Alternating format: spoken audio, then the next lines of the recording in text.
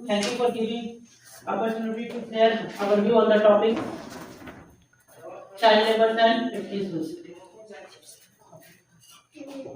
वर्तमान समय में चाइल्ड लेबर एक बड़ी समस्या है। सब लोग जानते हैं बाल श्रम हर जगह हमें देखने को मिलता है। आप चाहे ढाबा पे जाएं, चाहे भट्टे पे जाएं, या फिर आप फैक्ट्रीज में जाएं, किसी भी तरह की वर्किंग प्लेस पे आपको बच्चे काम करते मिलते हैं। डोमेस्टिक घरों में भी बच्चे काम करने मिलते हैं। तो चाइल्ड लेबर जो है वो एक कॉमन सा हो गया है, हर जगह ये देखने को मिलता है। अब यहाँ कुछ पिक्चर्स देखिए, यहाँ पे भी हम कुछ पिक्चर्स दिखा रहे हैं चाइल्ड लेबर को रिप्रेजेंट करता हुआ। आप देखिए ये ढाबा है जहाँ पे एक बच्चा चाय सर्विंग कर रहा है। बच्चे की पढ़ने की उम्र है अभी, ये अपने आप को एक्सप्लोर कर सकता है, अपने आप को अच्छे से एक्सप्लोर कर सकता है अगर इसको एजुकेशन मिलता है। चाहे कोई भी फील्ड हो, खेल के फील्ड हो, संगीत के फील्ड हो, कहीं भी एक्सप्लोर कर सकता था, लेकिन इसको एक्सप्लोर करने का मौका नहीं मिलता है। ये ढाबा पे काम करके अपना जीवन चलाता है, किसी तरह से कुछ अर्निंग करके घर ले जाता ताकि इनके घर में कुछ चूल्हा चौखट चल सके, जो भी व्यवस्था हो। पर ऐसा हम अक्सर देखते हैं। एक और पिक्चर हम दिखा रहे हैं आपको। यहाँ देखिए ईट भट्टा वाला, बड़ा ही मार्मिक सीन है। अक्सर ईट भट्टों पे आप इस तरह के बच्चे को देखेंगे, उनके जितना एज नहीं होते, उनसे ज्यादा वेट लेकर के वो ईट को ढुलाई करते रहते हैं। उनके साथ इनके और भी बच्चे, इनके सिस्टर्स, इनके सिबलिंग्स भी इनके साथ काम करते हैं, पेरेंट्स भी काम करते हैं। तो इस तरह के सीन आपको ईट भट्टों में भी मिलते रहेंगे। जहां भी ईट भट्टे में आप देखेंगे इस तरह से बच्चे काम करते आपको दिखेंगे। एक और पिक्चर देखिए, ये देखिए ये बच्चा कुछ बलून लेकर के और हाथ में तिरंगा भी है इसका। आप देखेंगे कभी 15 अगस्त या 26 जनवरी जैसे राष्ट्रीय त्योहार जब आते हैं तो आपको रोड के किनारे या कहीं भी बच्चे हाथ में तिरंगा लेकर के बेचते नजर आएंगे आपको, या नहीं तो फिर स्ट्रीट हॉकर्स के रूप में बलून बेचते तो जरूर आएंगे। आपसे रिक्वेस्ट भी करेंगे, या कभी महानगरों में देखिएगा जहाँ ट्रैफिक हो, चौराहा हो, वहां पे देखिएगा बच्चे बलून लेकर के आते हैं, गाड़ियों की तरफ भागते हैं। हो सकता है उसकी कोई एक बलून बिक जाए, उससे उसका कुछ इनकम हो जाए। तो इस तरह से चाइल्ड लेबर जो हम डे टू डे लाइफ में हर दिन एक आम नजर से हम लोग इसको देखते रहते हैं। कहीं से भी गुजरेंगे आपको जरूर दिखाई पड़ेगा कि बच्चा जो है वो मेहनत कर रहा है। एक्चुअली में ये बच्चे की लेबर करने की समय नहीं होती है, बच्चे को अर्निंग करने का समय नहीं होता है। बच्चे को किसी भी तरह का अगर हम उसके राइट से डिटेरियोरेट कर रहे हैं तो हम नेशन बिल्डिंग्स को खराब कर रहे हैं, क्योंकि बच्चे जो होते हैं वो नेशंस का बिल्डर्स होते हैं, हमारे राष्ट्र का भविष्य होते हैं। तो अगर हम राष्ट्र के भविष्य को ही कार्य में लगा दे, उसको एक्सप्लोर करने का मौका नहीं दे, उसको अपने आप को डिफरेंट फील्ड में अचीव करने का मौका नहीं दे, तो फिर हमारा राष्ट्र किस योग जाएगा, हमारा सोसाइटी समाज सब जो है वो डेवलप नहीं हो सकता, क्योंकि बच्चे ही मेन होते हैं। अब हम थोड़ा आगे की ओर देख रहे हैं। Child labor and poverty are invitingly bound together, and if continue to use the labor of children as the treatment for the social diseases of poverty, you will have both poverty and child labor to the end of time. अगर हम child labour बाल श्रम को गरीबी के साथ जोड़ते हैं तो बाल श्रम, चाइल्ड लेबर और गरीबी दोनों साथ साथ चलते हैं। आप देखेंगे ऐसा नहीं है कि हम ये कोशिश करें कि चाइल्ड लेबर करवा के गरीबी को दूर कर दे। ऐसा अगर करेंगे तो ना तो चाइल्ड बाल श्रम खत्म होगा, ना ही गरीबी दूर होगी। इसलिए अगर हम बच्चे को इकोनॉमिक यूज के लिए, इकोनॉमिक अर्निंग के लिए यूज करते हैं और उससे किसी तरह का ऐसा कार्य करा के कुछ अर्निंग करने की कोशिश करते हैं, तो इसका मतलब हुआ कि हम उनके भविष्य को डिटेरियोरेट कर रहे हैं, उनके एक्सप्लोर करने का जो समय है उसको बर्बाद कर रहे हैं। तो इससे किसी भी राष्ट्र का भला नहीं हो सकता है, और लास्ट में आपको वो राष्ट्र और ही डेवलप होता चला जाएगा, उसका विकास उस लेवल तक नहीं जा पाएगा। किसी भी संपन्न राष्ट्र का विकास तभी हो सकता है जब वहां के बच्चे और वुमेन की स्थिति सही हो। उनकी स्टेटस ही सही नहीं होगी तो हम कैसे कोई डेवलपिंग राष्ट्र कह सकते हैं। जो भी डेवलप कंट्रीज होते हैं वहां सबसे पहला चीज होता है कि वहां वुमेन की स्थिति क्या होती है, वहां जो बच्चे वो ठीक से पढ़ रहे हैं, एजुकेशन ले रहे हैं कि नहीं, उनको ठीक से न्यूट्रिशन मिल रहा है कि नहीं, उनको ठीक से केयर मिल रहा है कि नहीं, नर्चरिंग ठीक से हो रही है कि नहीं। अगर ये सब बातों का ध्यान नहीं रखा गया तो फिर हम एक अच्छे नेशंस की कल्पना नहीं कर सकते हैं। There is no greater violence than to deny the dreams of our children. हम अपने बच्चे के सपने को खत्म करके और ग्रेट नेशंस की बात कर ही नहीं सकते, क्योंकि जो बच्चे होते हैं वो सोसाइटी का एसेट होते हैं, लायबिलिटीज नहीं। लायबिलिटीज बोलेगा तो कुछ सही नहीं होगा। अगर लायबिलिटीज कह रहे हैं तो लायबिलिटीज आगे चल के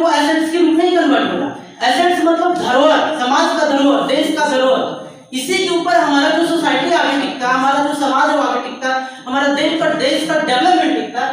तो अगर हम उनसे मजदूरी करवा रहे हैं, अगर हम उनसे लेबर करवा रहे हैं, उनको एक्सप्लोर नहीं हो दे रहे, तो हमारा देश, हमारा सोसाइटी कैसे आगे बढ़ सकता है, समाज कैसे आगे बढ़ सकता है। इसलिए हमारा जो बच्चा है वो क्या है, हमारा एसेट है, सोसाइटी का एसेट है।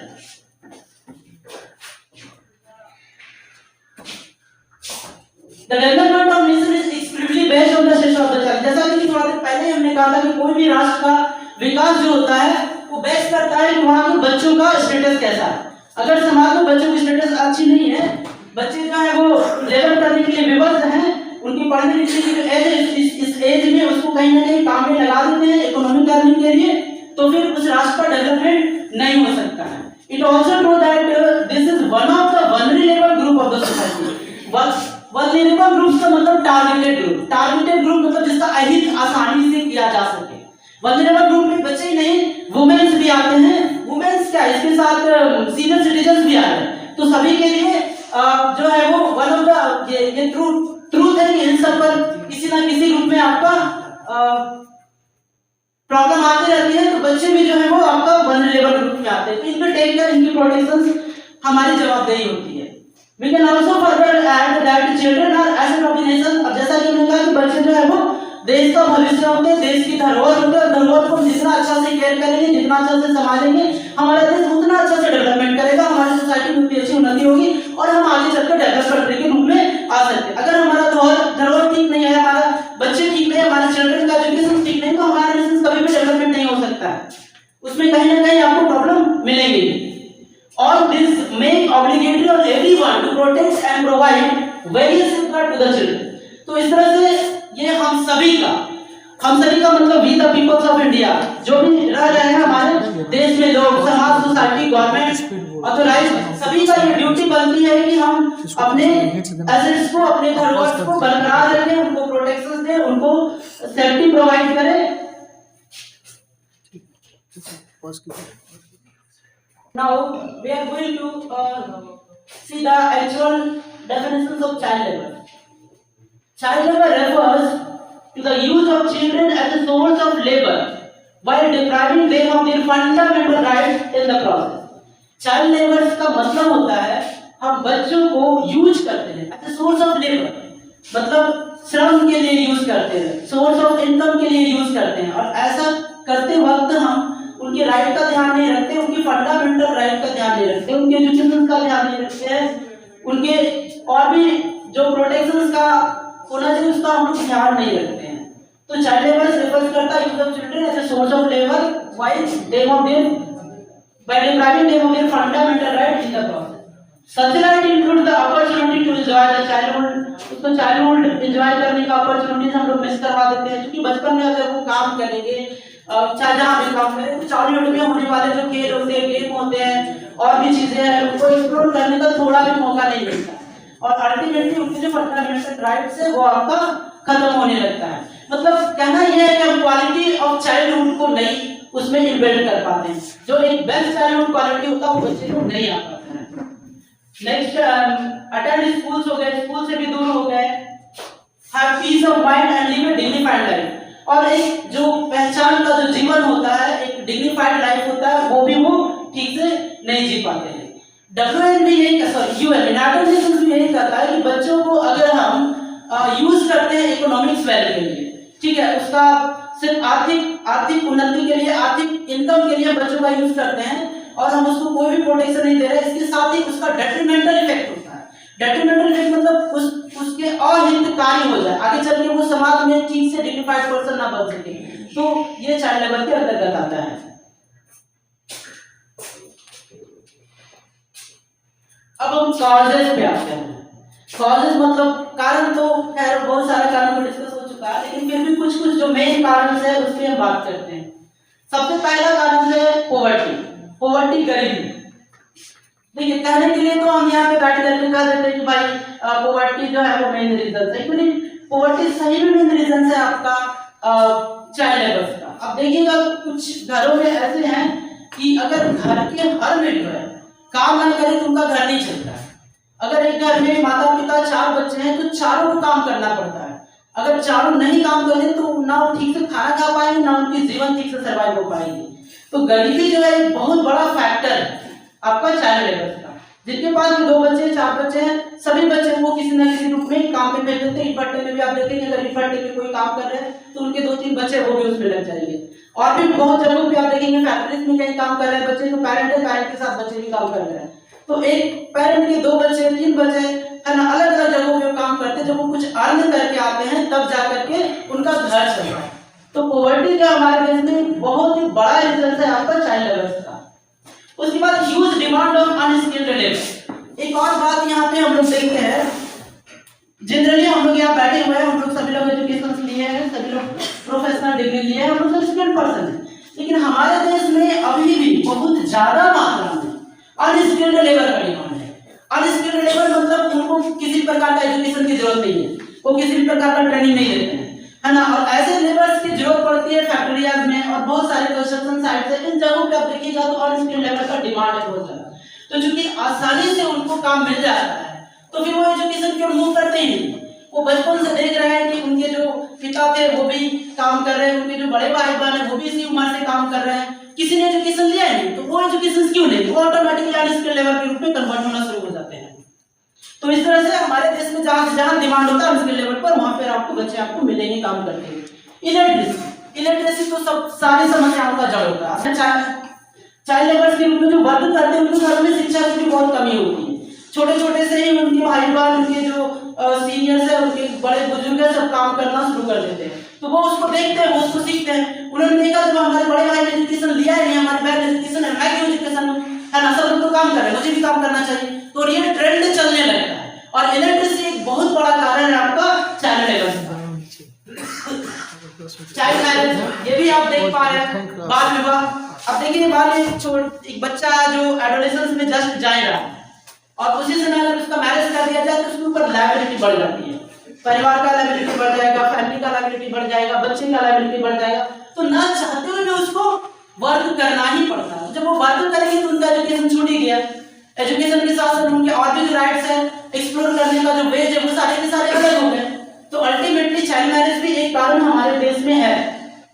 अब यहाँ पे जेंडर डिस्क्रिमिनेशन की बात करें। जेंडर डिस्क्रिमिनेशन की बात इसलिए किया जा रहा है कि ज्यादातर देखिएगा तो घरों में एक जो लोग होते हैं, मतलब सोसाइटी के जो लोग होते हैं जहाँ पे घरों में लड़के और लड़कियां हैं, तो लड़कियों को वो जनरली डोमेस्टिक वर्क में लगा देते हैं, उनको एजुकेशन देना ही नहीं चाहते, या डोमेस्टिक वर्क में नहीं लगाते तो आसपास कहीं दूसरे जगह घरों में काम करने के लिए भेज देते। तो यहाँ भी जो है वो जेंडर डिस्क्रिमिनेशन चलता है। हमारे देश में तो जेंडर डिस्क्रिमिनेशन चलता नहीं। यहाँ पे भी बहुत ऐसे भी लोग हैं जो लड़कियों को स्कूल नहीं भेजना चाहते, उनका ऐसा भी मानना पड़ के करेंगे क्या। तो जेंडर डिस्क्रिमिनेशन के चलते भी क्या है कि चाइल्ड लेबर बढ़ रही है। और फैमिली ट्रेडिशन एक मुख्य कारक है, क्योंकि फैमिली में जिस तरह के काम करते हैं, उनके पिता कुछ काम कर रहे हैं तो बच्चे उसको बचपन से देखते रहते हैं, तो इस ट्रेडिशन वो अपनाते हैं, शुरू से ही अपने पिता के कामों में हाथ बटाने लगते हैं। धीरे धीरे इसमें ऐसा आता है जब उसकी एजुकेशन छूट जाती है, उसकी पढ़ाई छूट जाती है। एग्जाम्पल के तौर पे अगर हम लेते हैं, मान लीजिए सिंपल में एक कोई बर्तन बनाने, मिट्टी के जो बर्तन बना रहे हैं कुम्हार, तो वो शुरू से देखेंगे क्या देखेंगे कि उसके घर में पापा शुरू से अच्छे से बर्तन बना रहे हैं, मिट्टी के घड़े बना रहे हैं, मिट्टी के और भी चीजें बना रहे हैं, तो बच्चे शुरू से उसको देख रहे हैं। तो शुरू से देखेंगे तो बच्चे लास्ट में क्या करें, उसी ट्रेडिशन को अपना लेते हैं, उतना सोचते भी नहीं है।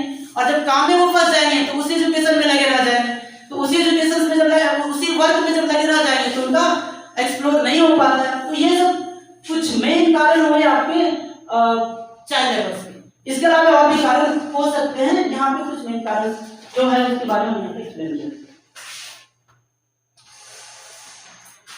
कंसिक्वेंसेस की बात करते हैं। जब चाइल्ड लेबर हो रहा है तो उसके कुछ साइड इफेक्ट कंसिक्वेंसेस तो आए हैं। सबसे पहला कंसिक्वेंसेस है आपका हेल्थ इश्यूज का।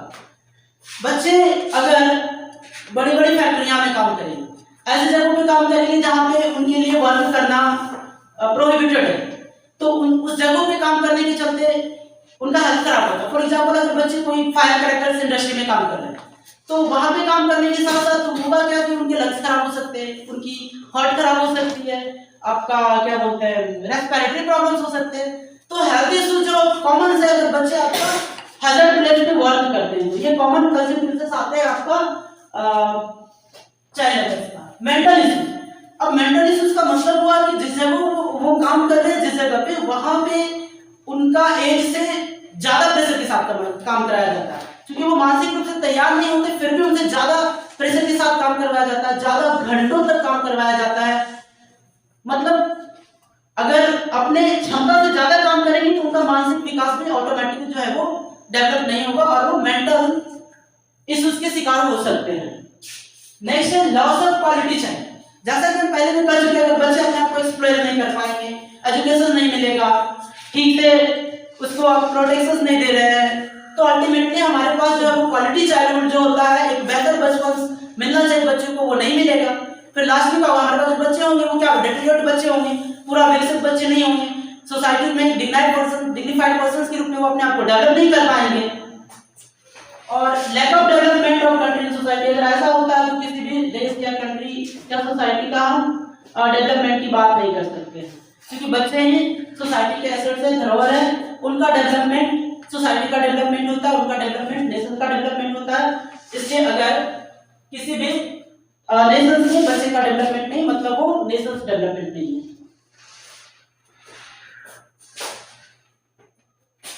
अब हम कुछ, ये तो अभी जो जनरल बातें कर रहे थे, जो सोसाइटी में हम लोग देखते हैं, जो समाज में हम लोग देखते हैं उसके, अब हमारे पास इस चीज को चाइल्ड लेबर को रोकने के लिए हमारे कॉन्स्टिट्यूशन लॉ भी है और कुछ केस लॉ भी है।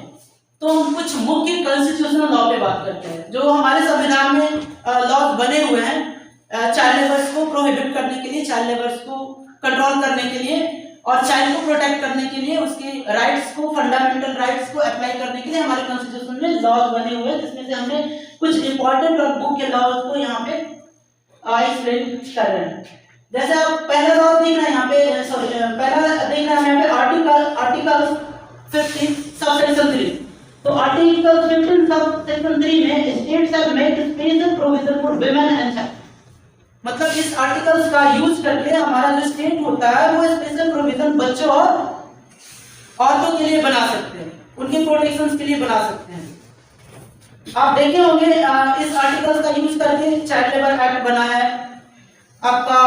अभी जो बहुत सारे रिसेंट में एक्ट, जैसे कि जुवेनाइल जस्टिस, मतलब बच्चों के लिए जैसे एक्ट के नाम से बना है, यहाँ भी प्रोटेक्शन की बात होती है। रिसेंटली 2012 में आपका पॉक्सो एक्ट बना था, protection of child legal sexual offence, ये बना है। उसके साथ आप देखिएगा बच्चों के लिए और भी रूल्स बनते जा रहे हैं, चाइल्ड लेबर लॉ बना है, बच्चे की वुमेन्स के लिए भी बहुत सारे लॉज बने हैं, स्टेट बना सकते हैं स्पेशल लॉ, जैसे मैटरनिटी बेनिफिट के लॉ बना है, मातृत्व जो बेनिफिट का लॉ है वो भी आपका इसी के तहत बना है। स्टेट डीवी एक्ट और डोमेस्टिक जो वायलेंट है ये आपका लॉ बना है, ये भी आपका स्पेशल आपका आर्टिकल 15 सबसेक्शन 3 के तहत ही स्टेट गवर्नमेंट बना सकती है अपने यहाँ।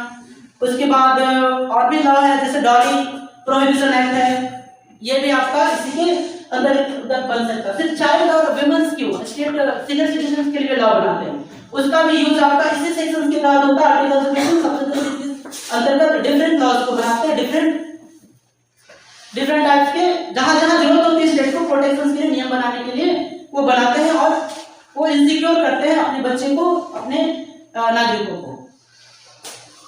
नेक्स्ट है आपका आर्टिकल 24। देखिए आर्टिकल 24 जो है वो बच्चों के लिए रामबाण है। रामबाण मतलब ये बच्चों के लिए ही स्पेशल बना हुआ। आर्टिकल 24 क्या कहता है, no child below the age of 14 year shall be employed to work in any factory और माइंस और engage in any other hazard employment. मतलब आर्टिकल 24 ये कहता है कि 14 साल से कम उम्र के बच्चे किसी भी तरह के हैजर्ड, मतलब फैक्ट्रीज में या ऐसे जगह पे, हैजर्ड मतलब जहां पे खतरनाक तरह का वर्क होता है जो बच्चों के स्वास्थ्य और उसके हेल्थ को डैमेज करता है, उस जगह पे कोई भी बच्चा काम नहीं कर सकता। ये आर्टिकल 24 में स्पष्ट मेंशन है।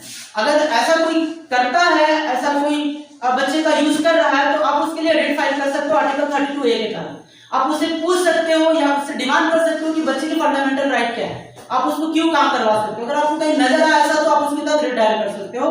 32 आर्टिकल से के तहत रेड करके उनसे पूछ सकते हैं कि भाई आप बच्चे को यहाँ पे क्यों करवा कर रहे हैं, उनका फंडामेंटल राइट के बारे में आपने क्या सोचा है, सिर्फ काम ही करवा रहे हैं या फिर एजुकेशन भी दे रहे हैं या फिर उनसे वर्किंग आवर लिमिट कर रहे हैं या नहीं कर रहे हैं, ये सब चीजें आपको जानने का अधिकार है। तो ये आर्टिकल 24 जो है बच्चों के लिए बिल्कुल ही रामबाण की तरह है।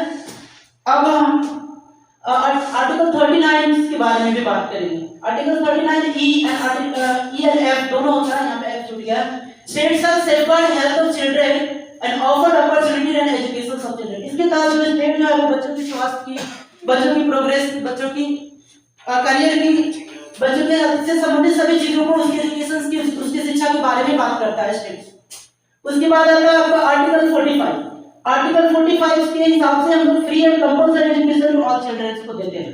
एक्चुअली आर्टिकल 45 संविधान बनने के समय 1949 में ही अप्लाई हुआ था और उस समय कहा गया था कि भाई हमारे जो भी बच्चे हैं हमारे देश में उनको फ्री एंड कंपल्सरी एजुकेशन मिलना चाहिए, परंतु उसमें हमारे स्टेट में उतना ज्यादा मतलब इकोनॉमिक स्थिति अच्छी नहीं थी, इसलिए इसको इम्पोज डायरेक्टली उसमें फोर्स नहीं किया गया। बाद में डीपीएस पे एक्ट आया है, directive principles of state policy, उसके अंतर्गत आपका एक अमेंडमेंट पास हुआ है। अमेंडमेंट था 86 अमेंडमेंट था, जिसके अंतर्गत 21A आर्टिकल बना है। 21A आर्टिकल्स में ये कंपल्सरी इंपोज कर दिया गया है कि आपका free and compulsory education to all children of the age group 6 to 14, मतलब 6 से 14 साल के बच्चे को कंपल्सरी आप एजुकेशन देंगे। ये आर्टिकल 21A के तहत बना है और ये आपका अमेंडमेंट 86 के बाद ही ये बना है, जो तकरीबन 2002 के आसपास ये लागू हुआ है, 2002 के आसपास। और तो इस तरह से हमारे पास कुछ इंपॉर्टेंट जो लॉज थे चाइल्ड से संबंधित हमारे कॉन्स्टिट्यूशन लॉज थे, हमने उसके बारे में बताया है, यहाँ पे एक्सप्लेन किया है। यस सर, एक आर्टिकल और आर्टिकल 23 और 23 में भाई 24 और 23 दोनों से मिसर वहां भी प्रोटेक्शन की बात करता है, फ्री एंड कंपल्सरी एजुकेशन की बात वहां से 23 में भी हो रहा है।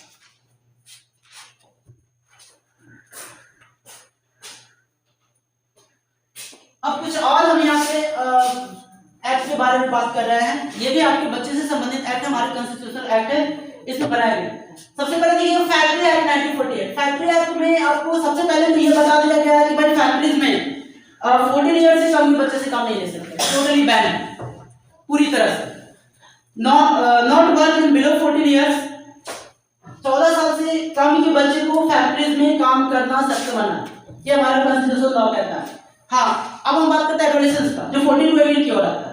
तो 14 to 18 की ओर जो आ रहा है उनके लिए कुछ रेस्ट्रिक्शंस है। रेस्ट्रिक्शन क्या है?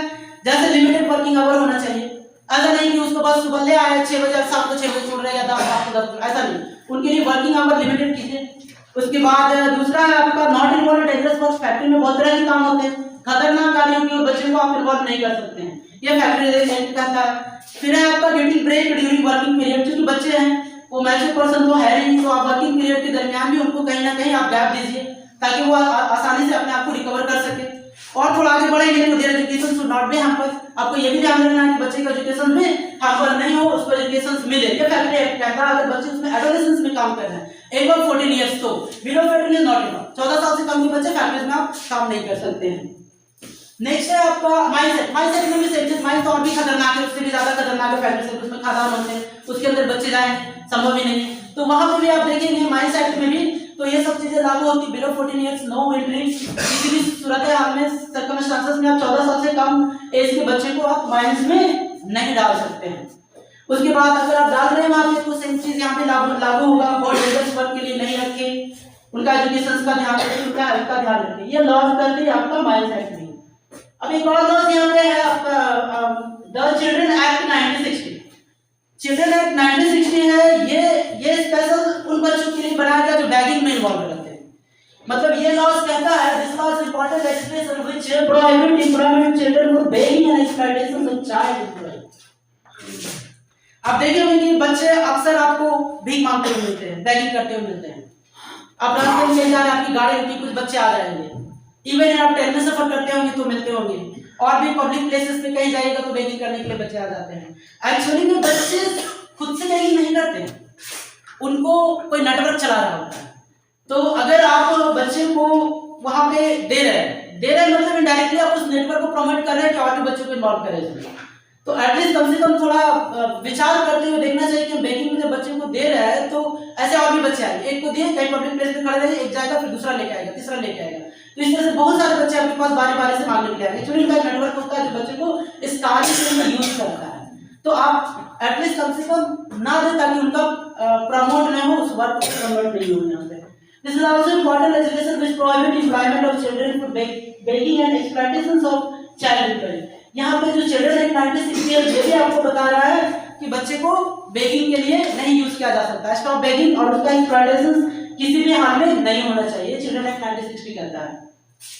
उसके बाद एक और एक यहाँ पे है the child labour prohibition and regulation act 1986। यहाँ पे ऑलरेडी लिखा हुआ प्रोहिबिशन एंड रेगुलेशन एक्ट, मतलब main objective of the said act is to prohibit the engagement of children in certain employment and regulation of condition of work of children in certain other employment. ये आपका कहता है 86 की बच्चे से क्या क्या काम करने हैं, सारे काम हम नहीं करवा सकते, मतलब एक रेगुलेशन होना चाहिए कि हम बच्चे से क्या क्या काम ले सकते हैं। अगर थोड़ा बहुत हेल्पिंग वर्क ले रहे हैं तो चलेगा, डोमेस्टिक वर्क में भी हेल्पिंग वर्क ले रहे हैं तो चलेगा। ये रेगुलेशंस कहता है कि बच्चे से काम ले रहे हैं तो इसका ध्यान जरूर रखिए कि उनका अपना जो करियर है वो डेवलप करे, उनका अपना जो एजुकेशन है वो किसी भी तरह से खत्म नहीं हो, ठीक है। और एम्प्लॉयर को भी इस बात का ध्यान रखना चाहिए कि जो भी चाइल्ड को हम लोग रख रहे हैं तो उनका अपना सेल्फ जो एक्सप्लोर करने का है वो मौका उनको देना चाहिए। Child labour prohibition and regulation act 1986 का ये सारे एक्ट थे जो लगभग बच्चों से संबंधित है, बच्चों के फ्यूचर से संबंधित है, उनके प्रोटेक्शन से संबंधित है, तो हमने इसके बारे में बताया। अब देख रहे हैं अब कुछ इंपॉर्टेंट केस लॉज, ये एक्ट थे जो हमारे कॉन्स्टिट्यूशन में बने हुए हैं और इसके आधार पे एक जो है आप एक्शन ले सकते हैं अगर कहीं आपको मिलता है। आप लोग केस लॉ की बात करते हैं। केस लॉ में ये सबसे पहला जो केस लॉ यहाँ आप देख रहे हैं ये MC Mehta versus state of Tamil Nadu. देखिए स्टेट ऑफ तमिलनाडु में एक जगह है शिवाकाशी। शिवाकाशी चर्चा में इसलिए आया था कि वहां पे फैक्ट्रीज है, बहुत सारे पटाखे का फैक्ट्रीज है, पटाखे का भी फैक्ट्रीज है और भी मतलब इस तरह का फैक्ट्री है जहाँ पे बच्चे का हेल्थ खराब हो सकता है। तो शिवाकाशी एक्चुअली तमिलनाडु में पड़ता है, मदुरई से आप 174 किलोमीटर के डिस्टेंस पे, अगर चेन्नई या बैंगलोर को टारगेट करते हैं तो 500 किलोमीटर पड़ता है, क्योंकि हम साउथ इंडिया में रहे इसलिए हमको पता है थोड़ा उसके बारे में। तो शिवाकाशी एक छोटा डिस्ट्रिक्ट है, विरुद्धनगर जिला है तमिलनाडु का, विरुद्धुरु नगर या कुछ ऐसे उसको बोलते हैं शायद, हाँ विरुद्धनगर ही नाम है उस डिस्ट्रिक्ट का तमिलनाडु का, जहाँ पे एक छोटा सा शहर है लेकिन वहाँ पे पटाखों में दिल धड़कता है। वो ऐसा जगह जहाँ मैक्सिमम आपका क्रैकर्स, फायर क्रैकर्स ये सब बनते रहते हैं, मतलब वो एरिया पटाखों में दिल धड़कने के लिए बहुत फेमस है। और उस फैक्ट्रीज में मैक्सिमम बच्चे जो है वो काम करते हैं, सराउंडिंग एरिया के जो भी बच्चे वहाँ काम करते हैं। तो MC मेहता जी ने जब इस चीज को देखा तो उन्होंने देखा कि भाई छोटे छोटे बच्चे यहाँ काम कर रहे हैं, इससे उनका हेल्थ खराब हो सकता है, उनके जो बॉडी ऑर्गन्स है वो खराब हो सकते हैं और मे बी पॉसिबल हुए भी होंगे। तो उन्होंने इस पर एक्शन लिया और आर्टिकल 32A के तहत एक पिटीशन दायर किया सुप्रीम कोर्ट में। जब सुप्रीम कोर्ट में पिटीशन दायर हो जाता है तो सुप्रीम कोर्ट इस पर एक्शन लेती है। जब वो एक्शन लेती है तो उसके सामने बहुत सारे डार्क रियलिटीज आते हैं, सिर्फ एक ही नहीं, लगभग उस एरिया में बहुत सारे ऐसे फैक्ट्रीज थे जहाँ पे मैक्सिमम बच्चे काम कर रहे थे। ये पूरे मतलब कि इंडिया उस समय पूरे भारत में ये चीज बहुत हाईलाइट हुआ था। तकरीबन ये 85 या 87 के आसपास की बात है। इसके जस्ट के बाद आपका वो हुआ था भोपाल डस्ट ट्रेजेडी भी हुआ था, इसके बाद जस्ट इसके बाद ही हुआ था। तो उस समय जो है वो ये बहुत ही ज्यादा हैजर्ड्स के रूप में आया है और उसके बाद कोर्ट ने ऑर्डर दिया कि भाई आप गवर्नमेंट ऑर्डर दिया कि आप सर्वे करवाइए कहाँ इस तरह से चल रहा है। सर्वे के लिए बहुत सारे इंस्पेक्टर्स को नियुक्त किए गए और इंस्पेक्टर्स सारे गवर्नमेंट टीचर को नियुक्त कर दिया था उस समय 6 महीने के लिए पूरे नियुक्त कर दिया था। जाइए पूरे सर्वे के लिए पूरे तमिलनाडु में सर्वे किया गया, आगे चल के पूरे हर इंडिया के हर स्टेट में ये सर्वे किया गया था और फिर वहाँ पे जो बच्चों के लिए इस तरह के वर्क था उसको रोकने के लिए बहुत सारे कानून बने। अभी जितने सारे आप देख रहे हैं रिसेंटली जो लॉज बच्चे के लिए बन रहे हैं 2002 में, या फ्री कंपलसरी एजुकेशन के बारे में, या जेजे एक्ट के बारे में, या पॉस्को के बारे में, ये सब उस बदलाव के बाद ही संभव हो पाया है। उनके रिसर्चेस के बाद, उनके बदलाव के बाद ही संभव हो पाया है। तो इस तरह से जब ये आया तो सुप्रीम कोर्ट ने सारे बच्चे को सबसे पहले इमीडिएटली वहां से हटा दिया। अब हटा देने के बाद बच्चों के घरों में फिर अनएम्प्लॉयमेंट की समस्या आ गई। तो अनएम्प्लॉयमेंट की समस्या आ गई तो ये टारगेट किया गया कि कम से कम हर बच्चे की फैमिली से एक अडल्ट पर्सन को जॉब दिया जाए या कहीं फिक्स किया जाए ताकि जाकर के उनके घर अच्छे से चल सके, इकोनॉमिक प्रॉब्लम नहीं हो, इस पे काम किया गया। उसके बाद जो आपके कंट्रैक्टर थे, जो आपकी कंपनियां थे, जो फैक्ट्रियां थी, उनका भी लॉस नहीं हो, तो उसके लिए भी कुछ रूल्स बनाए गए।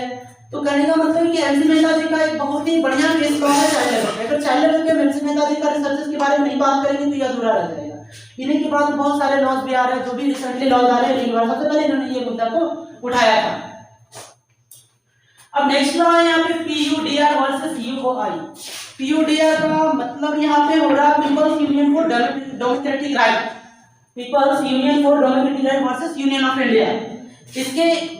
इसके यहाँ पे भी एक केस लॉ आता है, this case law supreme court directed that state government to amend the schedule of employment of the children at 1938। Further court held that construction work is hazard occupation. यहाँ पे दो बातें सामने आ रही है। एक्चुअली ये जो आपका people union for democratic right है, ये आपका एशियन गेम्स हमारे देश में हुआ था 1982 में। उस समय की बात है, उस समय जब गवर्नमेंट के पास एशियन गेम कराने का आया था, तकरीबन उसमें 74 कंट्रीज पार्टिसिपेट किए थे। उस समय गवर्नमेंट के पास बहुत सारे एक साथ वर्क आ गए, उसको ये भी करना था, वो भी करना था, ऐसे उन्होंने हर काम को करने के लिए कॉन्ट्रैक्टर रख लिए, और कॉन्ट्रैक्टर्स रख लिए तो कॉन्ट्रैक्टर ने अपने हिसाब से चाइल्ड लेबर रख लिए, बॉर्डर लेबर रख लिए। तो उस समय बहुत सारे चाइल्ड लेबर्स उस कॉन्ट्रैक्टर के अंडर काम करने लगे, उनको बॉन्ड भी कर दिया गया। तो वहाँ पे केस होता है और उस समय फिर ये बात रखी जाती है। तब आर्टिकल 24 भी वहाँ उल्लंघन हो गया था, जो बच्चे के लिए आपका फ्री एजुकेशन की बात करता है, सभी बच्चे का, वो भी उल्लंघन हो गया था। सब वहाँ पे सुप्रीम कोर्ट ने बोला था कि भाई जो कॉन्ट्रैक्टर आप हायर करते हैं, राज्य सरकार या स्टेट गवर्नमेंट ने जो अपनी आंखें मूंद करके कॉन्ट्रैक्टर हायर मत कर लीजिए। उन्होंने कहा था कि जो भी राज्य सरकार है अपनी आंखें खोलिए और बढ़िया से देखिए कि आपने जो कॉन्ट्रैक्टर हायर किया है वो चाइल्ड लेबर को नहीं रख रहा है।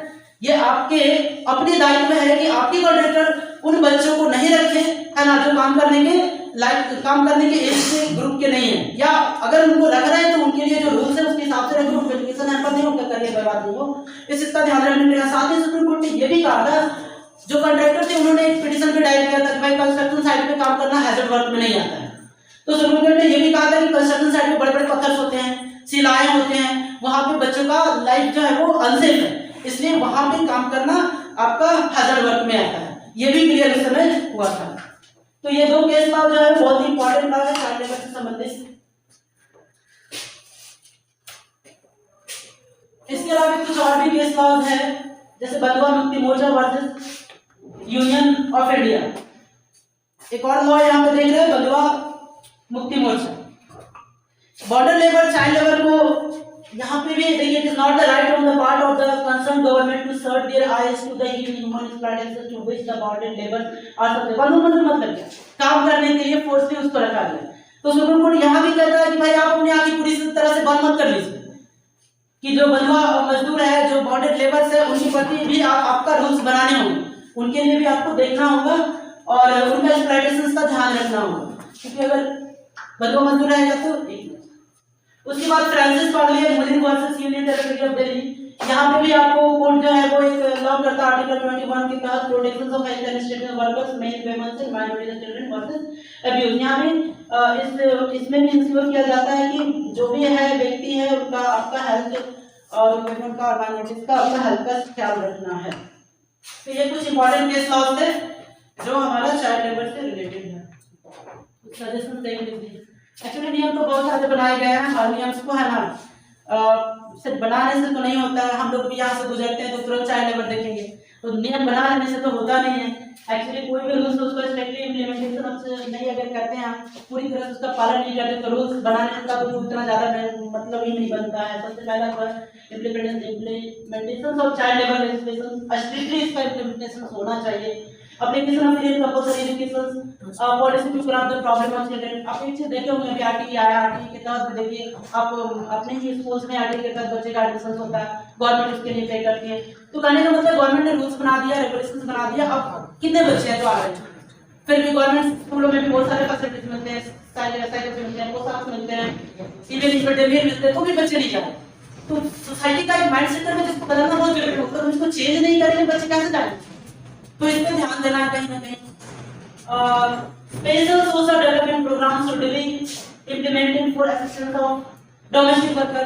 जो भी डोमेस्टिक वर्कर घर में काम कर रहे हैं या जहाँ भी है सोसाइटी में, वहाँ पे स्पेशल प्रोग्राम बनाइए, उनको अवेयर कीजिए, एजुकेशन के प्रति जागरूक कीजिए, ताकि जाकर के वो खुद भी एजुकेशन से अपने बच्चों को भी एजुकेशन से।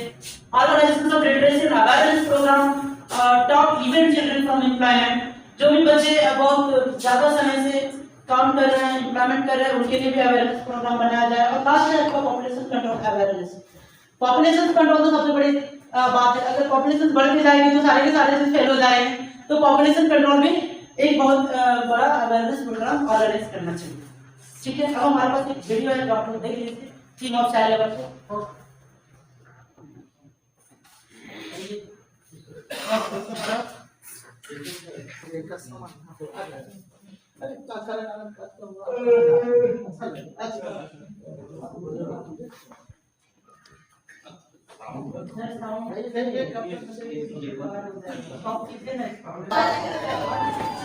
ईश्वर के बाल रूप भगवान गणेश से ही बच्चों को ईश्वर का रूप माना जाता है। भारतवर्ष में प्रारंभ से ही बच्चों को ईश्वर का रूप माना जाता है। ईश्वर के बाल रूप यथा बाल गणेश, बाल गोपाल आदि इसके प्रत्यक्ष उदाहरण हैं। लेकिन आज की तस्वीर इससे बिल्कुल अलग है कीमती बच्चे फिर भी क्यों नंगे पैर ये सड़कों पर भीख मांगते हैं। अपनी किस्मत की रेखा छोटे बर्तनों में घिसते हैं। घर, बाजार, वासना के हाथों रोज देखते हैं। हम रोज ये सुनते, पढ़ते और देखते और सो जाते हैं।